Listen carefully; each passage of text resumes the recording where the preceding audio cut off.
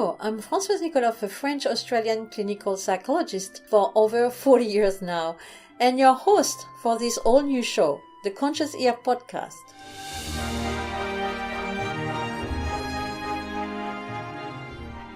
I'm so happy today because with Maude Le Roux that I've known for many years now, and we've worked a lot together in terms of the Tomadis method and running the association. But Maude is an occupational therapist. She has a center in Glen Mills in Pennsylvania in the States. She's also South African, so she does travel to South Africa a lot and train people in many modalities. And we are here today to speak about praxis. So Maude, can you define us praxis? It's quite a heavy definition. So praxis is that piece that you cannot see. So that's the kid who just gets lost in the classroom. So functionally, you want to define it as I have a motor idea. I'm able to initiate that idea. I'm able to sequence the idea in different steps in my motor plan. And then I'm able to complete it in the same time as my peer. So it's a complicated issue. It's a sequencing. Absolutely. Processing of the brain. And timing. Sequencing and timing. Yeah. So it's a temporal lobe piece. Mm-hmm. And it's the hidden piece that people don't see that causes you to have difficulty with executive functioning. Mm-hmm. So people can see that this person is always late. Or they can see that that person is really no good at problem solving. Right? And they can see those pieces. Or they might see that this person doesn't understand how long this test is going to take to complete the task. That's what you'll see. But the hidden difficulty is that I cannot plan my body to correspond with my cognitive skill. So how does it translate into a child's? So the child will look at school, some of the kids are highly verbal. So the teacher talks to the child and says, well, you understand what I'm saying because you have cognitive skill, you're verbal, you're repeating back what I'm saying. And then the child goes back to the desk and he doesn't do anything. And then the teacher is like, but I know you understood what was happening. Why aren't you following through? The following through requires the body to be in sync with the instruction. And that's when the teacher says, oh, well, maybe he has ADHD. Maybe he has ADD. Maybe he's just lazy. But it's not that. And we know that there is no lazy kid. That's right. So that's the piece. And there's different shapes and sizes of praxis issues. Some kids have got difficulties with just straightforward motor coordination. They can't catch a ball. And that also relays into visual spatial skill, which people often don't talk enough about. Yeah. And that because you have to be able to negotiate your space and plan your space, which is part of that praxis issue. And then, of course, in Tomadis' work, we talk about auditory space. So basically the auditory, the visual, must coordinate with the motor in order to create timing in the body and to respond in that timely manner. And then you have another problem, is that some kids they have all of those goodies. They can play ball, they can ride a bike, they can play sports. And the parent says, Maude, what do you mean my child has praxis issues? He's playing sports for the first ball team. Right? And then I have to explain, but does he sit still in a chair in the school and maintain his body position?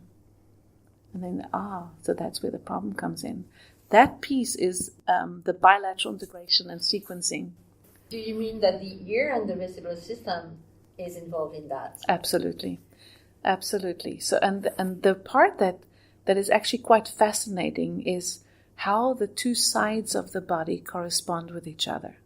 And that becomes a building block of how the two hemispheres are going to be talking to each other and cross-lateralize over. In Tomadis' work, we also always talk about laterality. But that laterality is also in your eyes. Mm-hmm. That you have two eyes that have to work together and look at the same page. And so many of these kids have actually a hidden dyslexia. And nobody notices that. And they can read well, and the parent says, no, Maude, he has no problem with decoding or anything like that. And they get away with it because they're looking at the whole word and they're seeing the shape of the word. Mm-hmm. And they're using mainly their visual system in order to get it. But they don't always catch all the meaning. No, they don't always comprehend. Absolutely. They read like a robot, but with no comprehension of what they are reading. That's right. And until you really question about what they've read, then that's where I said, what's going on here? That's right. Yeah.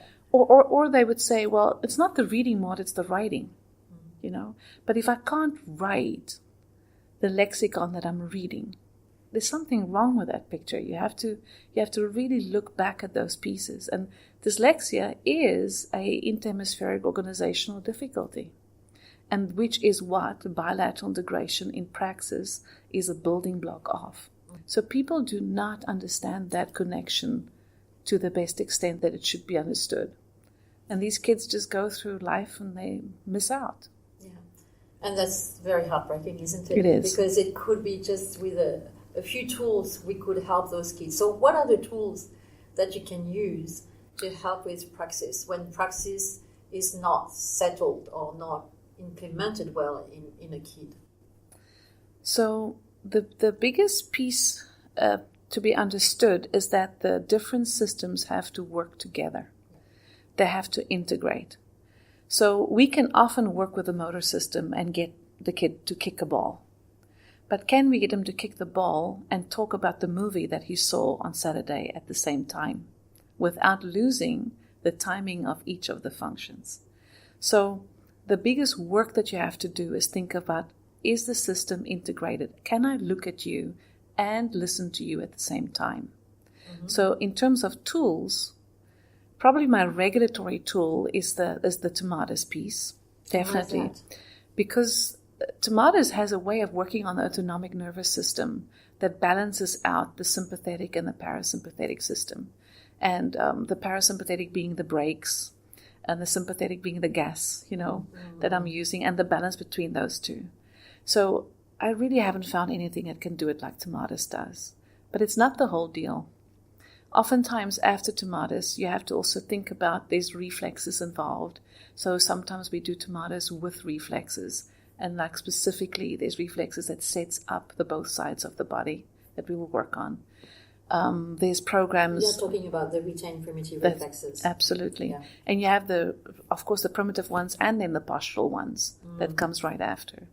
And then we work with programs like, it used to be called Ballometrics, but it's now called the Learning Breakthrough Program, which is a balance board and visual exercises at the same time. So we would often use that. And of course, it all depends on the profile. And then probably one of the bigger pieces that I use in conjunction with those two pieces is interactive metronome. Okay. Mm-hmm. Interactive metronome has a timing piece that I haven't seen another program do in the way that it does it. And of course, it's a computerized program and very precise in its measurement. Okay. So the first tool to use would be to have your child assessed, and if we are talking to parents, and then to find someone who can apply the Tomatoes method. Yeah. Right. I would definitely recommend that highly. Oh, okay. Thank you. Thank you so much, Maude, for your time. Thank you for having me. This is once again Francoise Nicoloff, your guide to wellness and better life. Talk to you soon.